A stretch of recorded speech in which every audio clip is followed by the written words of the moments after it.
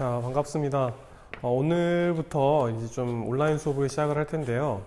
지난 시간에 우리가 그 환경 변화에 대해서 우리가 좀 살펴봤었습니다. 그래서 뭐 지구 온난화라든지 아니면은 엘니뇨, 라니냐 이런 식으로 이제 우리가 살펴봤었는데요.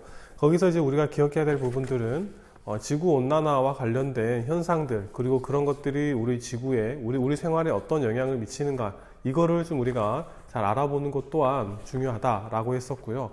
그 다음에 이제 사막화가 있었고요. 그 다음에 엘니뇨와 라니냐가 있었는데, 이 사막화의 내용은 별로 되진 않습니다. 하지만 거기에 사막화, 즉 사막이 위도 30도 부근에서 많이 존재한다라는 것을 설명하기 위해서 대기대 순환이라는 것을 좀 우리가 배웠습니다. 그래서 대기대 순환은 크게 세 가지의 순환 세포로 이루어져 있고요. 거기에서 보면 헤들리 순환, 페렐 순환, 극순환 이렇게 세 가지가 있고, 각각의 위도에 따라서 지상에 부는 바람이라든가, 그 다음에 기압대라든가 이런 것들, 그 다음에 그로 인해서 사막화, 그 다음에 사막이 그 위도 30도 부근에서 형성이 됐으면 그 사막 주변이 또 어떻게 변해가는가, 또 왜 그렇게 변할 수밖에 없는가 라는 것에 대해서 우리가 학습을 했었습니다. 그리고 이제 마지막으로 이제 엘니뇨와 라니냐 같은 경우에는 이제 해수의 순환을 가지고 선생님이 설명을 했었습니다. 그래서 그것도 마찬가지로 이 해수, 즉 해류를 가지고 설명을 하는 건데, 엘니뇨는 이제 무역풍이 약화되었을 때, 그다음에 라니냐의 경우에는 무역풍이 강화되었을 때, 이 경우를 이제 우리가 생각을 하고, 그 다음에 이제 기후 변화를 살펴봤었습니다. 그 이유는 이제 그림을 통해서 왜 무역풍이 약화가 되면 왜 이런 동태평양과 서태평양에 어떤 변화가 일어나는지, 또 라니냐가 발생하게 되면 동태평양과 서태평양이 또 어떻게 바뀌게 되는지에 대해서 우리가 학습을 했었습니다. 그런 부분들을 좀 우리가 잘 구분을 해서 잘 정리를 해 놓으면 이 부분에 대한 내용은 크게 어렵지 않게 우리가 이해할 수 있을 거라고 생각을 합니다. 자, 그러면 이번 시간에 아직 우리가 지난 시간에 딱 엘니뇨와 라니냐에 대해서만 딱 설명을 했었는데요. 이번 시간에는 뭘 볼 거냐면 그 우리 교과서 265페이지를 보게 되면, 65페이지를 보게 되면 그 기후 협약이라는 게 있습니다. 이제 그림 8-17을 보면 지구 환경 변화에 대처하기 위한 국가 간의 협약이라고 나와 있습니다. 거기에 보게 되면 뭐 인간 환경 선언부터 시작해서 파리 협정까지 좀 있는데요. 그걸 한번 간단하게 살펴보고 우리가 한번 그 다음에 이제 에너지 파트로 넘어가 보도록 하겠습니다. 자, 교과서를 보게 되면 지금 여기 맨 처음에 이제 1972년에 인간 환경 선언이라고 나와 있고요. 그 다음에 이제 1988년부터 좀 우리가 기억을 해야 되겠는데, 여기는 이제 IPCC라고 우리가 좀 기억을 하면 좋을 것 같습니다. 그래서 기후변화, 이게 기후변화 협의체잖아요. 그래서 IPCC에서 다룬 게 뭐냐면 전 지구적인,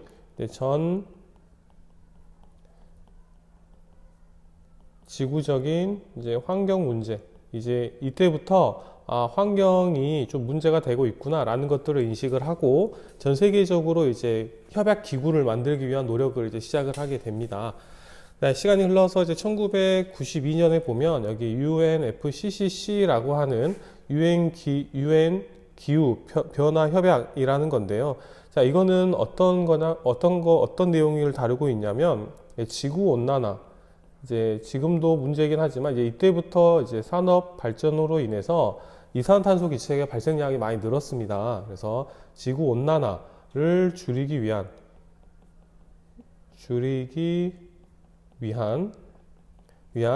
이제 각국들이 모여서 이제 협약을 하게 된 거죠. 그 다음에 이제 94년에 유엔 사막화 방지 협약이라고 UNCCD라고 나와 있습니다. 자, 여기는 이제 여기 나와 있는 것처럼 사막화 방지 협약, 국가 간 모여서 이 사막화를 조금 더 억제해보자, 사막화 현상을 조금 억제하기 위한 협약이라고 우리가 보면 되겠습니다. 자, 그 다음부터 97년에 있는 교토 의정서하고 2015년의 파리 협정은 상당히 중요합니다. 그래서 이 교토 의정서에서 주로 이제 다뤘던 내용이 뭐냐면, 아까 92년에 유엔 기후 협약에서 지구 온난화를 줄이기 위해서 이제 온실기체를 어떻게 하면 좋을까라고 이제 개략적으로 시도를 한 거라면, 교토 의정서는 이제 구체적으로 우리가 이렇게 하자라고 이제 실제로 이제 비전을 제시를 하고 서로 간의 이제 협조를 구하는 그런 하나의 이제 협약이다라고 보면 되겠습니다. 그래서 이제 주로 이제 선진국들이 모여서요. 후진국들을 만약에 CO2 그 배출량을 만약에 목표치를 세우고 그걸 감축시켜버리면 산업 발전을 할 수가 없습니다. 그러면은 이제 계속 후진국은 후진국으로, 개발도상국은 더 이상 선진국 대열에 합류하지 못하기 때문에 이거는 이제 이미 어느 정도 개발을 끝낸 선진국끼리 좀 이렇게 협약을 하게 된 건데요. 선진국들이 모여가지고 이 선진국이 온실기체 배출량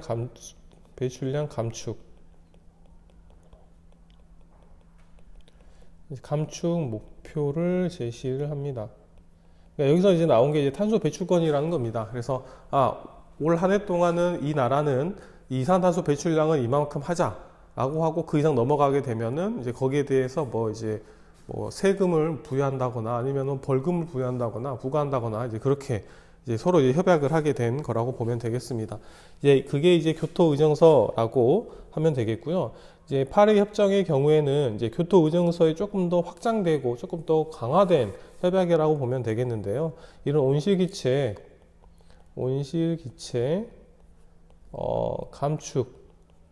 감축을 이제 의무화했습니다.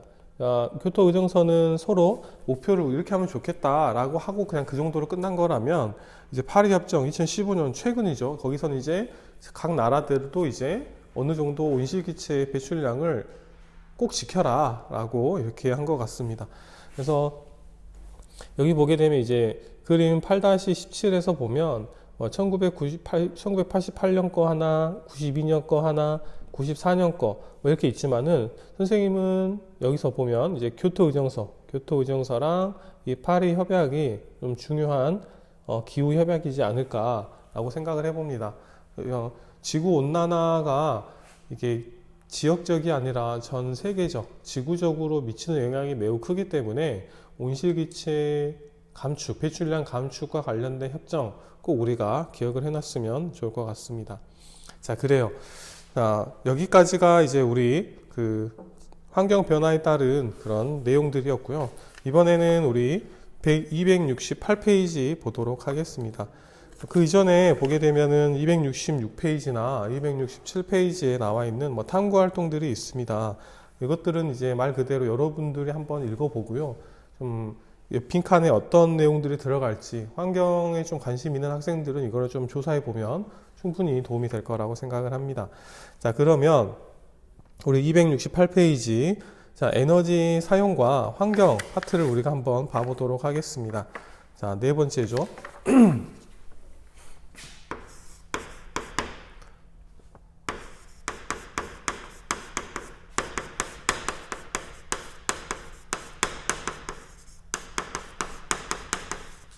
자, 에너지 사용과 환경입니다. 이거는 이제 제목이 두 개로 이제 나눠져 있죠. 에너지를 사용하고요.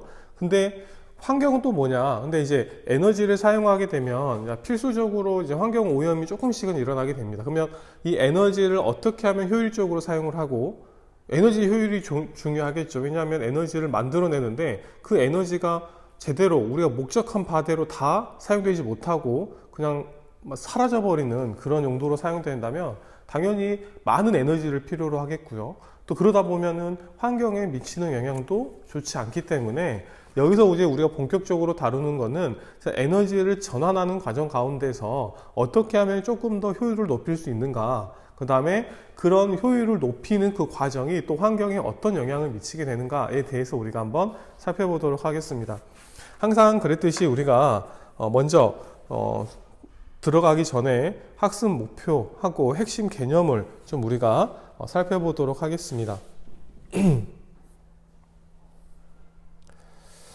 자, 보면 첫 번째 목표는 에너지 사용 과정에서 열이 발생하는 것을 이제 설명할 수 있다 입니다. 자, 에너지가 사용됩니다. 다양한 화석 연료를 통해서도 에너지가 이제 전자기기에서 사용이 되기도 하고 그러는데 그때 이제 열이 발생되는데 그 왜 열이 발생하게 되는지 그런 것들을 설명할 수 있다라는 부분이 되겠고요. 그런 열 에너지가 발생하면서 어떤 단점이 안 좋은 점이 생기냐면, 자, 연료 사용 과정에서 버려지는 열 에너지로 인해 열 에너지의 이용 효율이 낮아지는 것을 알 수가 있다. 그렇죠?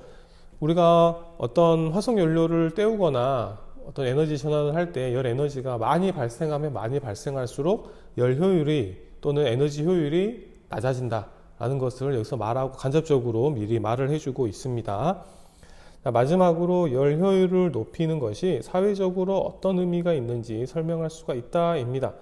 자, 아까도 말했지만 에너지 효율, 열 효율이라고 했는데 어차피 이제 에너지 효율이나 열 효율이나 이제 비슷한 관점에서 바라보는 거긴 하지만 이게 사회에 어떤 영향을 끼칠 수 있고 환경에 어떤 영향을 끼칠 수 있는가에 대해서 우리가 이 책에서 한번 알아보도록 합시다. 자, 보면 이 단원에서의 핵심 개념은 자, 에너지 전환과 보존, 그 다음에 열 효율, 그 다음에 에너지 보존 법칙, 이 세 가지가 되겠습니다. 그래서 선생님이 크게 이 세 가지로 조금 나누어서 한번 우리가 살펴보도록 합시다. 자, 먼저 우리가 에너지의 종류를 한번 살펴볼 텐데요. 그 전에 에너지가 뭔지 한번 먼저 살펴보고 그 종류를 한번 알아보도록 하겠습니다.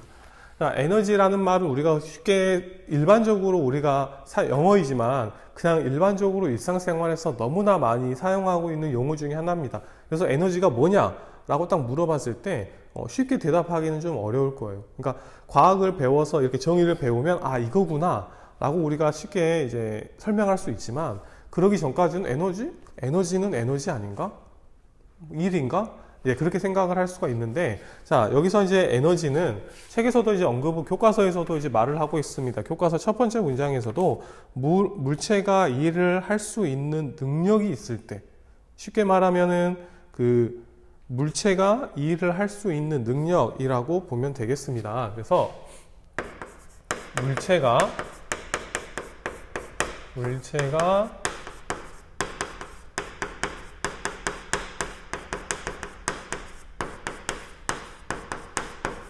자, 물체가 일을 할 수 있는 능력을 가리켜서 이제 우리가 에너지 이렇게 얘기를 하는 거죠. 자, 그러면 이러한 에너지의 종류들이 뭐가 있는지 몇 가지 한번 적어 봅시다. 뭐 어렵진 않고 이런 것들이 있구나 우리가 보면 될 것 같아요. 에너지의 종류에는 뭐 역학적 에너지,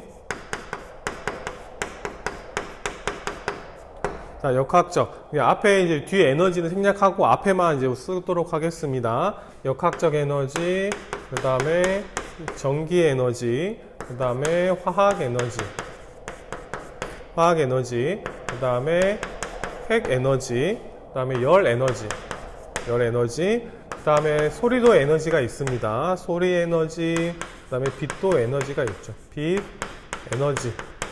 뭐 이것만 있는 게 아니라 정말 여러 가지가 있습니다. 우리가 이제 책에서 다루는 에너지가 대체로 이제 이런 종류의 에너지다 이렇게 우리가 보면 될 것 같고요. 각각의 이제 에너지에 대해서 좀 정의를 한번 살펴보고 이런 것들이 이제 어디에 많이 이용이 되는지 한번 보도록 하겠습니다. 그래서 여러 가지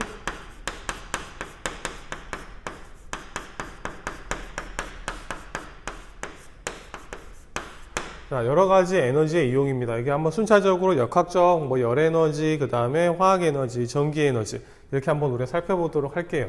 자, 먼저 역학적 에너지입니다. 역학적.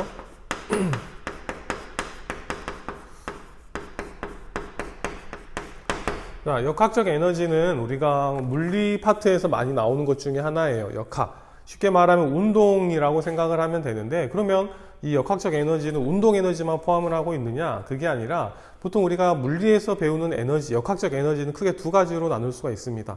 위치 에너지하고 그 다음에 운동 에너지 두 개로 나눌 수가 있죠. 근데 이제 선생님이 배울 때는 이제 위치 에너지라고 배웠었는데 최근에 이제 개념이 용어가 많이 바뀌면서 이제 이 위치 에너지가 포텐셜 에너지로 많이 이제 불리고 있습니다. 똑같은 내용이에요. 위치 에너지나 포텐셜 에너지나 서로 같은데 따라서 이 역학적 에너지는 운동 에너지와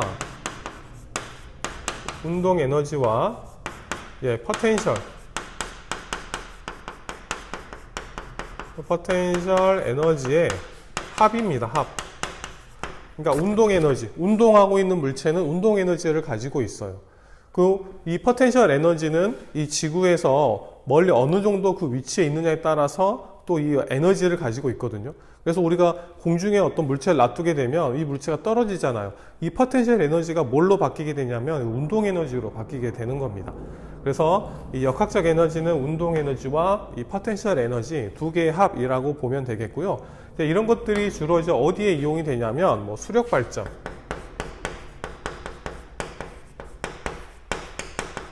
수력 발전도 그냥 뭐 물이 이렇게 평평한 곳에서 흐르는 게 아니라 경사가 큰 곳에서 이제 물이 떨어지는 이 포텐셜 에너지, 그다음 운동 에너지를 가지고 이제 수력 발전을 하게 되는 겁니다. 그 다음에 이제 또 다른 예가 뭐가 있냐면 용수철도 있어. 용수철이 이렇게 진도 운동을 하잖아요. 그랬을 때 이 용수철이 가지고 있는 당연히 에너지가 분명히 이 용수철이 가지고 있는 에너지가 있기 때문에 이 용수철이 달린 물체가 운동을 할 수 있는 겁니다. 그것도 이제 우리가 이제 조금 차이는 있지만 이것도 포텐셜 에너지, 또 이게 운동 에너지 이렇게 설명을 하게 되는 겁니다. 자, 그다음에 두 번째는 열 에너지가 있어요. 열 에너지. 자, 열 에너지는 말 그대로 열입니다. 열인데 그래서 열에 의한 에너지라고 보면 돼요.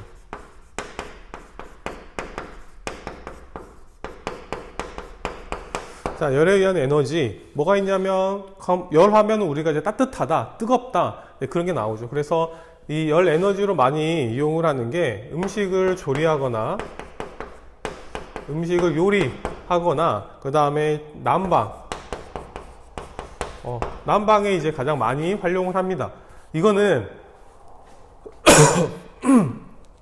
이 음식 조리나 이 난방은 이 열 에너지를 사용하고자 하는 목적이 음식하고 이제 난방인데 이 열 에너지는 조금 어떻게 보면은 목적이 아닌, 내가 사용하고자 하는 목적이 아닌 곳에서도 열이 발생할 확률이 매우 높습니다.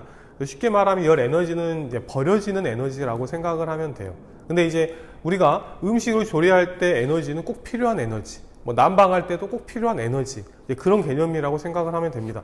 에너지가 모든 곳에 필요한 게 아니라 어떤 곳에서는 이 에너지가 쓸모가 없어요. 안 생겼으면 좋겠어요. 근데 안 생길 수가 없는 그런 환경이 됩니다. 그래서 그런 것들을 어떻게 하면 줄일 수 있는가가 이제 우리 뒷부분에서 배우는 이제 열 에너지 효율과 매우 밀접한 관련이 있게 되는 거죠. 다음에 세 번째입니다. 세 번째는 화학 에너지입니다. 화학 에너지. 자, 화학 에너지. 화학이 무슨 에너지가 있나? 생각하지만 쉽게 말하면 이제 모든 물체들은 이제 화학 에너지를 가지고 있습니다. 왜냐하면 이 물체들은 반응을 하잖아요. 그 반응을 하는 것 자체가 에너지를 흡수하든지 방출하든지 둘 중에 하나는 합니다. 그렇기 때문에 이 일반적인 물질들, 뭐 사람뿐만 아니라 동물, 식물, 또 일반적으로 여기 있는 뭐 책상이나 분필이나 종이나 다 이런 것들이 다 기본적으로 에너지를 가지고 있어요. 그래서 이 화학 에너지는 쉽게 말하면 화학 반응을 하는 웬만한 모든 물질들은 화학 에너지를 가지고 있다. 이렇게 생각을 하면 되겠습니다. 그래서 여기서 이렇게 정리하고 있습니다. 화학 에너지는 화학 결합에 의해 물질 속에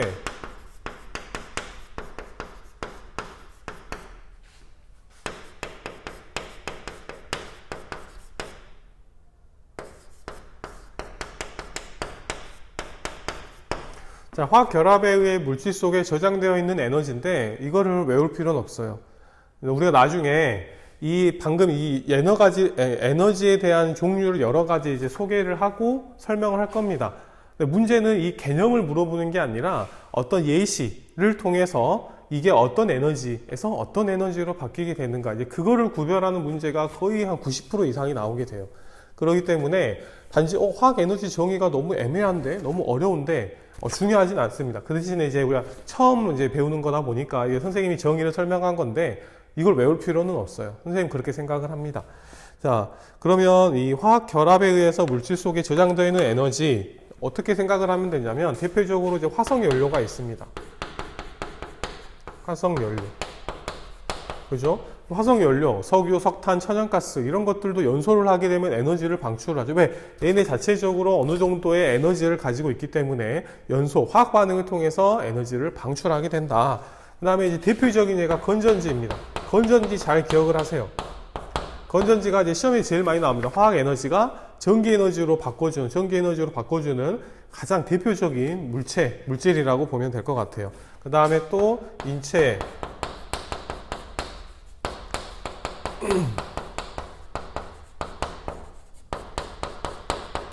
자, 인체에 저장된 에너지, 우리 몸에서도 계속 물질 대사가 일어나죠. 우리 몸속에 있는 뭐 여러 가지 단백질, 지방, 탄수화물 이런 것들이 다 화학 에너지를 가지고 있어서 우리 사람이 활동하는 데 필요한 에너지를 만들어내게 됩니다. 그래서 이러한 화학 에너지, 여기서는 에너지 중에서 선생님은 이 화학 에너지가 상당히 중요한 내용 중에 하나다 이렇게 말을 하고 싶습니다.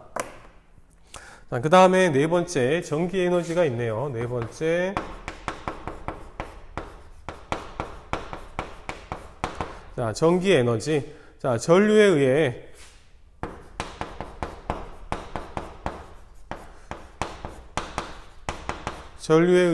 열을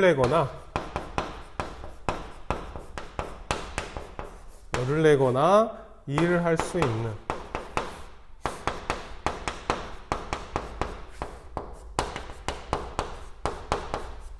자, 전류에 의해 열이 발생을 하거나 일을 할 수 있는, 원래 전기 에너지는 대체로 이제 일을 할 수 있는 에너지로 많이 전환을 하고자 합니다. 그게 이제 우리 쉽게 말하면은 뭐 전동기나 이런 것들을 말하고 있는 건데, 이게 꼭 일만 하는 게 아니라 또 필연적으로 열을 발생을 합니다. 왜냐하면 모든 전류가 흐르는 건 도선을 통해서 많이 흐르잖아요. 도체를 통해서. 근데 도체 중에서 저항이 0인 도체는 초전도체 이런 거 빼고는 없어요. 대부분 다 저항이 조금이나마 다 있습니다. 저항이 있으면 100% 열이 발생을 합니다.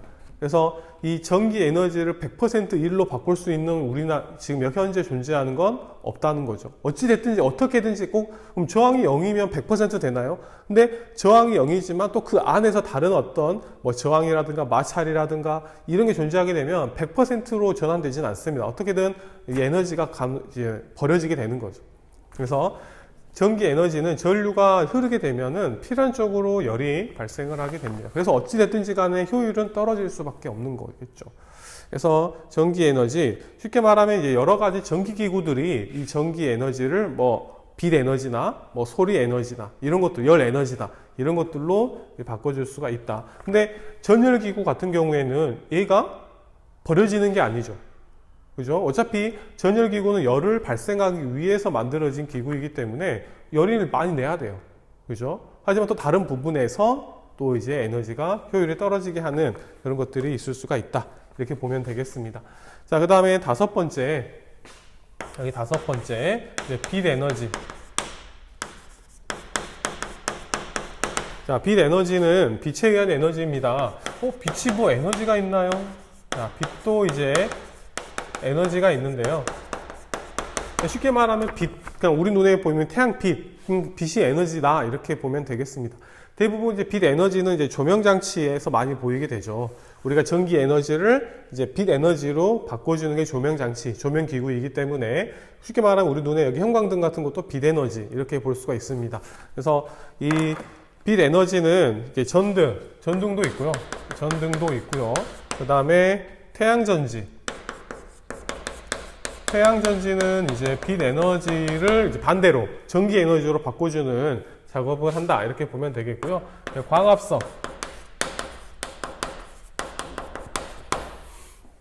광합성은 빛 에너지를 이제 물질 또 화학 에너지로 이렇게 바꿔주는 이제 과정이다 이렇게 보면 되겠습니다. 또 이제 마지막으로 이제 여섯 번째 핵 에너지예요. 핵 에너지.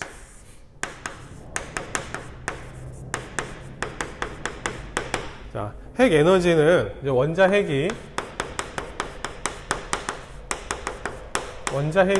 분열하거나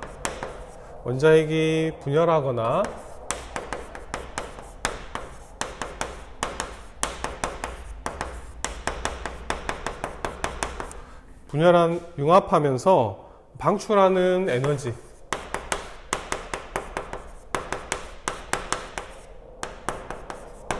자, 원자핵이 분열하거나 융합하면서 방출하는 에너지. 자, 이거는 이제 우리가 보통 대부분 핵발전 할 때 많이 씁니다.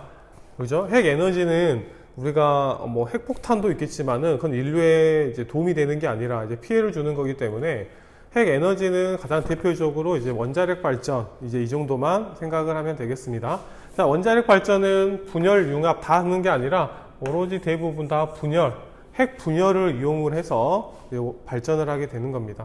핵이 뭐 플루토늄이나 우라늄이 분열이 돼가지고 발생하는 열 가지고 이제 우리가 발전을 하게 되는 거죠. 자, 지금 여기 나와 있는 이런 것들이 이제 여러 가지 에너지, 우리가 뭐 이것 말고도 여러 가지가 있겠지만은 이 부분만큼은 좀 우리가 좀 기억을 해야 될 것 같습니다. 시험에 나올 수 확률이 매우 높기 때문에 그렇죠. 그러면 이렇게 우리가 간단하게 에너지의 종류에 대해서 살펴봤고요. 그러면 이제 에너지가 어떻게 바뀌게 되는가, 그 전환이 상당히 중요합니다. 왜냐하면 우리 주변에는 이러한 에너지를 순수하게 그냥 그대로 사용하는 경우는 거의 없어요. 가장 많이 활용하는 게 이제 전기 에너지를 정말 다양한 에너지로 바꾸는 그런 것들이 이제 대부분 전자제품들이 전기 에너지를 뭐 소리 에너지, 빛 에너지, 뭐 진동 에너지 여러 가지로 바꾸는 작업을 하게 됩니다. 또 전자기구 중에서 이제 코드를 꼽지 않고 이제 실제 건전지를 이용한 것들은 대부분 화학 에너지가 되죠. 건전지를 사용하는 것들은, 배터리를 사용하는 것들은 대부분 다 화학 에너지에서부터 시작을 합니다. 화학 에너지가 소리 에너지가 되고 열 에너지가 되고 뭐 빛 에너지가 되고 이렇게 바뀌게 된다는 거죠. 또 이제 발전을 하는 과정에서 조금 더 또 다를 수도 있습니다. 그래서 이런 에너지 전환이 어떻게 되는가, 우리 주변에서 많이 사용하고 있는 것들이 어떻게 전환이 되는가 한번 우리가 살펴보도록 하겠습니다. 자, 그러면 여기서 이제 에너지 전환. 에너지 전환과 보존. 자, 제목은 중요합니다. 여기서 이제 두 가지 배운다는 뜻이죠. 뭐냐면 에너지가 전환되는 거 한 가지 배우고요. 그 다음에 보존된답니다. 보존. 그래, 질량 보존하는 것처럼 우리가 에너지도 보존이 되느냐? 결론부터 얘기하자면 보존이 되죠. 보존이 됩니다. 그래서 이 에너지가 전환되면 어떤 에너지가 어떤 에너지로 우리 주변에서 전환이 되고 있는가 몇 가지 예시들을 한번 우리가 살펴볼 거고요. 보존도 이제 약간 우리 법칙이 있어, 식이 있습니다. 근데 어렵진 않아요. 어차피 질량 보존과 똑같다는 건데 이런 두 가지를 우리가 한번 알아보도록 하겠습니다. 자, 에너지 전환. 자, 여기다가 에너지 전환 밑에다가 간단하게 적어볼게요. 에너지 전환이 뭔가요? 에너지가 한 형태에서 다른 형태로 바뀌는데 그냥 바뀌는 게 아니라 사용하는 목적에 맞게끔 이게 에너지가 바뀌게 된다. 이렇게 보면 되겠습니다. 에너지가 한 형태에서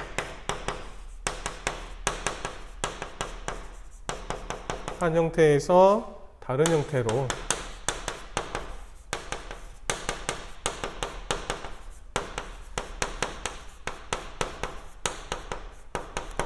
자, 에너지가 한 형태에서 다른 형태로 바뀌는 걸 이제 전환이라고 하고요. 보존은 뭘까요, 그러면? 그죠? 이 바뀌기 전, 한 형태에서 다른 형태로 바뀔 때 그 과정에서 그 바뀌기 전에 전체 에너지와 바뀐 후에 전체 에너지는 어때요? 같다, 일정하다. 이게 바로 보존이라고 하면 되겠습니다. 보전이 아니라 보존입니다. 보존. 자, 그러면 몇 가지 한번 예를 들어보는데, 책에서 나와 있는 게 있나요? 책에서 나와 있는 거는 없고, 자, 몇 가지 한번 적어 보겠습니다. 자, 폭포. 자, 예를 들어서 폭포. 자, 폭포는 어떤 에너지로 변환이 되는 걸까요? 자, 폭포는 높은 곳에 있죠. 폭포는 무조건 물이 높은 곳에서 낮은 곳으로 떨어지는 그런 현상, 그런 어떤 자연 현상을 우리가 폭포라고 하잖아요. 그래서 포텐셜 에너지입니다. 이제 위치 에너지라고 했잖아요. 그래서 포텐셜 에너지가, 자, 높은 곳에 있으면 포텐셜 에너지가 큽니다. 높이가 높을수록 더 포텐셜 에너지는 크니까요. 그래서 이게 떨어지면서 운동으로 바뀌잖아요. 그래서 폭포는 포텐셜 에너지가 운동 에너지로 바뀐다. 이렇게 우리가 생각하면 되겠습니다. 그 다음에 여기 책에도 나와 있는데 번개는 뭐죠? 번개. 우리가 번개랑 천둥이랑 뭐 같이 쓰긴 하지만 번개는 주로 우리가 얘기하는 건 짜자작 이게 눈으로 보이는, 밝게 보이는 약간 하늘에서부터 땅까지 약간 전류가 흐르는 것 같은 그런 모습을 우리가 번개라고 얘기하고, 우르르 쾅쾅 하는 걸 우리가 천둥이라고 하죠. 그죠? 그러면 이 번개는 어떤 에너지가 어떤 에너지로 바뀌는 거냐? 구름의 전기 에너지.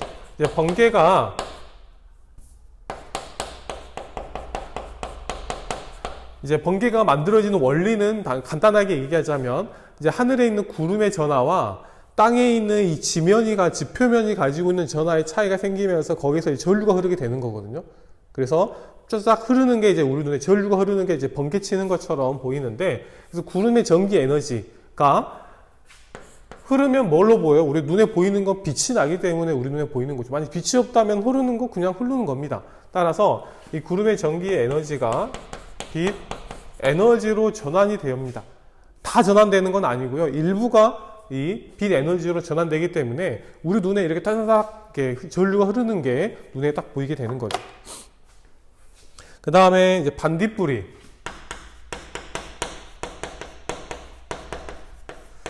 자, 반딧불이, 혹시 반딧불이 본 적 있나요? 선생님도 거의 한 10년, 거의 10년은 아니지만 한 7, 8년 전에 운 좋게 한번 밤에 약간 산에 있었는데, 산에 올라갈 일이 있어가지고 갔는데, 이게 뭐가 이렇게 조그만한 노란 형광 불빛 같은 것들이 막 떠다니는 거예요. 떠다녀요. 뭐지? 해서 봤더니 반딧불이었습니다. 개인적으로 선생님 기억에는 이 반딧불이 저는 이제 처음 본 것 같아요. 되게 신기했습니다. 약간 불이, 기억이 잘 안 나지만 아무튼 약간 좀 이렇게 불이 떠다니는 게 약간 좀 희한하기도 하고 신기하기도 했었는데, 이 반딧불이가 나는 빛은 그 반딧불이 안에서 화학 반응에 의해서 발생을 하는 겁니다. 화학 반응하면 뭐가 떠오른다고 했죠? 그렇죠. 여기 화학 에너지가 있다고 했습니다. 이 화학 에너지가 우리 눈에 보이는 빛 에너지로 전환된 경우다. 이렇게 보면 될 거예요. 그래서 화학 에너지가, 그렇죠, 빛 에너지로 전환된다. 이렇게 보면 되겠습니다. 그 다음에 여기 교과서에서는 말이 나와 있는데, 말에 대해서 말하는 게 아니라, 말은 어때요? 우리가 동물 중에서 가장 잘 달리는 동물로 이제 대표적인 동물이라고 나와 있어요. 그래서 잘 달리는, 뛰는, 운동하는 그런 것들을 이제 생물의 운동과 관련돼서 좀 이렇게 말을 하고 싶었던 것 같아요. 그래서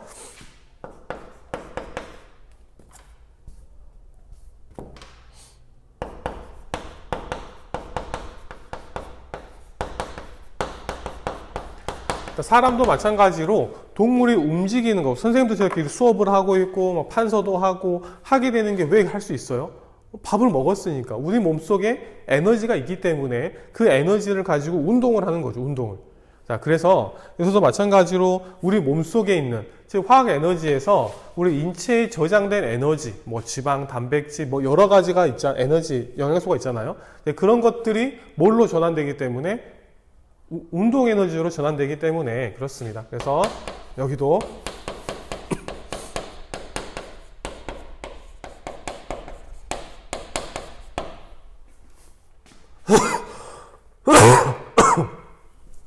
자, 여기서 보면 이제 화학 에너지가 이제 운동 에너지로 이렇게 바뀌게 된다.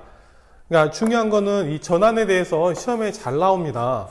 우리가 봤을 때, 이 에너지, 이 어떤 현상, 어떤 과정을 보고 어떤 에너지가 어떤 에너지로 바뀌는지 보면 돼요. 여기서 이제 한 가지 정도로만 했지만, 실제로 이제 동물의 반딧불이 같은 경우에는 그냥 가만히 이제 식물처럼 그 자리에서 빛을 내는 게 아니라 날아다니면서 하잖아요. 그러면 그 반딧불이가 가지고 있는 화학 에너지는 빛 에너지, 우리가 눈에 보이는 빛은 빛 에너지지만 그 반딧불이가 날아다니는 거는 뭐예요? 운동 에너지죠, 또. 그러니까 이 화학 에너지가 꼭 빛 에너지로만 전환되는 게 아니라 빛 에너지, 운동 에너지 여러 가지로도 다 할 수 있다라는 거죠. 그러니까 여기서는 이제 대표적으로 이제 우리가 눈에 딱 생각나는 것만 가지고 이제 전환을 얘기한 거고, 구체적이고 모든 100%를 담을 수는 없겠지만 많이 담는다면 여러 가지로 우리가 될 수 있겠죠. 폭포도 어떻게 돼요? 폭포가 떨어질 때 그냥 떨어집니까? 소리도 나잖아요. 그죠? 그러니까 소리 에너지로도 변환될 수도 있고 여러 가지가 있습니다. 그렇기 때문에 이게 꼭 무조건 이렇게만 전환되는 게 아니라 우리가 이 폭포 현상, 번개 현상, 그죠? 이 전기 에너지가 빛도 되지만 천둥도 같이 동반하기 때문에 소리 에너지로도 바뀔 수 있거든요. 전기 에너지가. 그렇게 되면은 이제 꼭 한 가지 빛 에너지로만 다 전환되는 게 아니라 뭐 소리, 뭐 여러 가지가 될 수도 있어요. 자, 그런 점은 어떻게 하냐? 우리의 경험에 의해서 이런 현상들이 발생했을 때 어떤 것들이 있다라는 걸 잘 알고 있으면 이 에너지 전환도 충분히 우리가 잘 풀어낼 수 있다. 이렇게 선생님은 생각을 하게 됩니다. 그 다음에 이제 우리 296페이지 한번 그림 한번 볼게요. 어디 보냐면 여기 8-20을 한번 보겠습니다.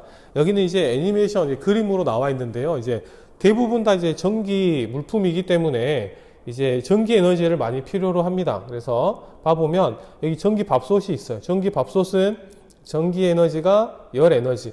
자, 열 에너지도 되고요. 우리가 밥솥 하면 뭐 치치치 소리도 나고 막 여러 가지가 되죠. 그랬을 때 당연히 뭐 소리 에너지도 있을 수 있고요. 하지만 이 전기 밥솥은 주 목적이 바로 전기 에너지를 이제 열 에너지로 바꾸는 게 주 목적이기 때문에 이렇게 썼습니다. 그 다음에 세탁기는 뭐죠? 전기의 에너지, 세탁기는 전기 에너지가 운동 에너지로 바뀌는 그런 게 있습니다.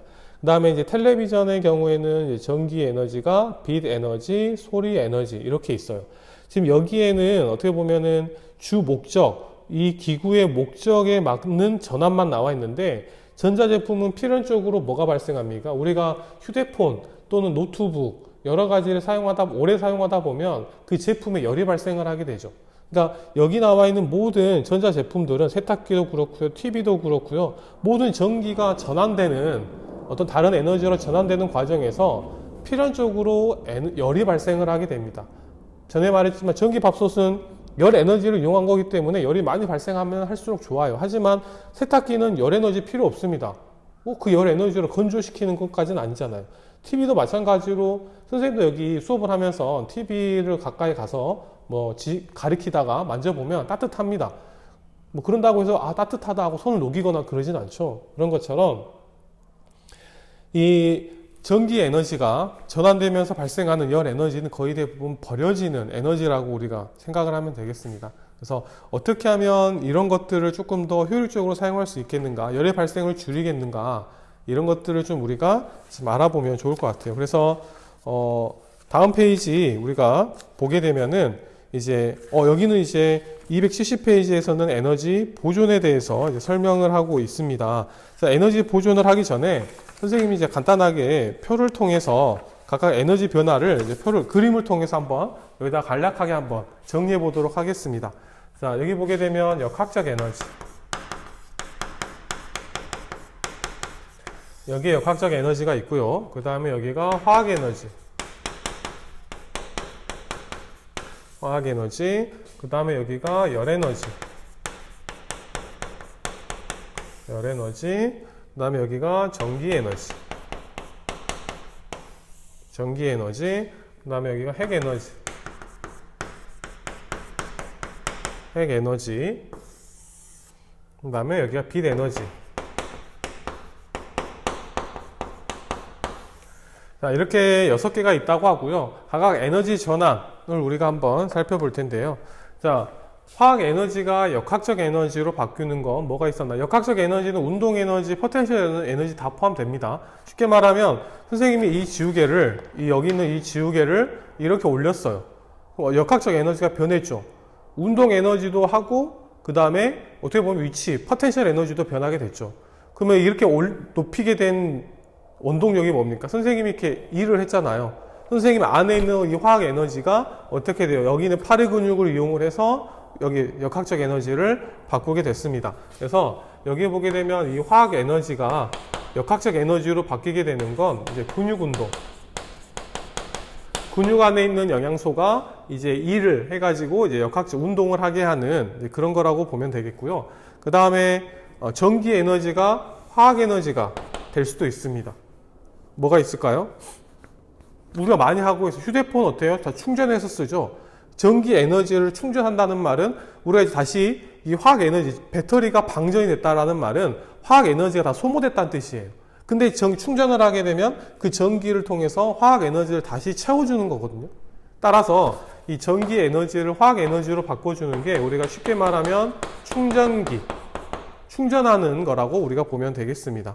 이제 반대로 이번에는 이제 전기 에너지가 역학적 에너지가 되는 게 있고요. 또 반대로 역학적 에너지가 전기 에너지가 되는 게 있는데, 전기 에너지가 역학적 에너지, 쉽게 말하면 우리 모터잖아요. 전류를 딱 흘려보내주면 막 회전 운동을 하거나 아니면 뭐 다른 운동을 할 때 그렇게 해주는 거 우리 일반적으로 여기서는 전동기라고 합니다. 전동기. 그러면 반대로 이 역학적 에너지가 이제 전기 에너지가 되는 걸 우리가 뭐라고 하죠? 우리 뒤에서 배울 거예요. 발전할 때. 그래서 이거는 이제 발전기. 발전기 이렇게 얘기를 합니다. 그 다음에 열 에너지를 우리가 열 에너지를 우리가 역학적 에너지로 바꿔주는 건 뭐가 있냐면 증기기관. 잘 생각을 해보세요. 이게 맞는지. 열 에너지, 열이 발생하면 그 에너지를 이제 역학적 에너지로 바꿔주는, 운동 에너지 이렇게 바꿔주는 걸 역학적 에너지. 그 다음에 핵 에너지를 열 에너지로 바꾸고 이 열 에너지를 역학적 에너지로 바꿉니다. 원래 이제 원자력 발전이 핵 에너지에서 여기 역학적 에너지 또는 우리가 뭐 전기 에너지 이렇게도 생각할 수 있어요. 그죠? 왜냐하면 우리가 이제 그 과정이 어디서 끝나느냐, 어디까지 보느냐에 따라서 화살표가 달라질 수 있겠지만은 보통 핵 에너지를 열 에너지로 바꿔주는 곳은 어디냐면 원자로입니다. 원자로.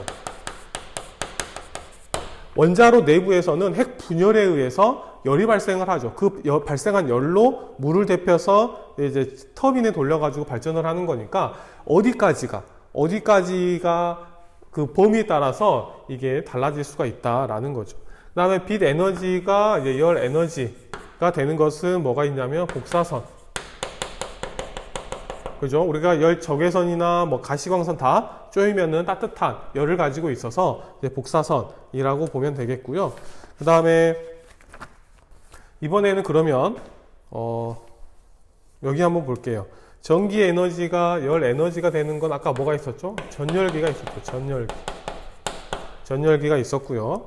그 다음에 이제 열 에너지가 빛 에너지가 되는 거는 뭐 여러 가지가 있겠죠. 뜨거우면은 보통 빛이 많이 발생하죠. 필연적으로 높은 열이면 빛이 이제 자연스럽게 발생을 하게 되는데, 뭐 그 대표적으로 이제 용광로가 있다. 용광로를 보게 되면 그 뜨거운 열로 인해서 빛이 발생을 하게 된다. 그 다음에 이제 전기 에너지가 빛 에너지가 되는 건 이제 전등이 있겠고요. 그 다음에 빛 에너지가 전기 에너지가 되는 건 태양전지.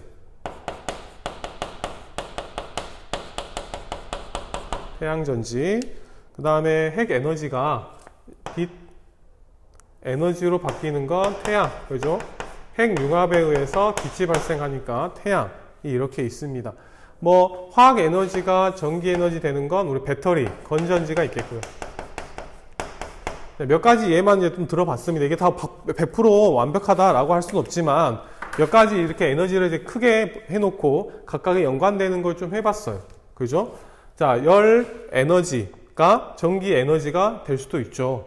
뭐 지열 같은 거.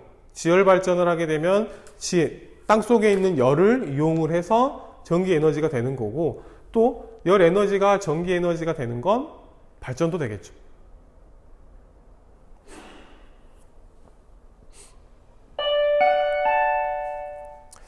자, 그래요.